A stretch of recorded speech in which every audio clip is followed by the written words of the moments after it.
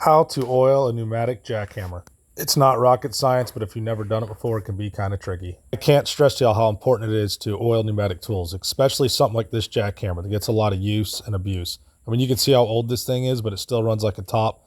That's because a little oil every day keeps it going. It doesn't take much, a dab will do it, and a little goes a long way. So here's the oil. This is a small bottle just for representation, but for pneumatic tools, I normally buy the bigger ones like this. If you don't know where to get some, I'll have the link posted in the description.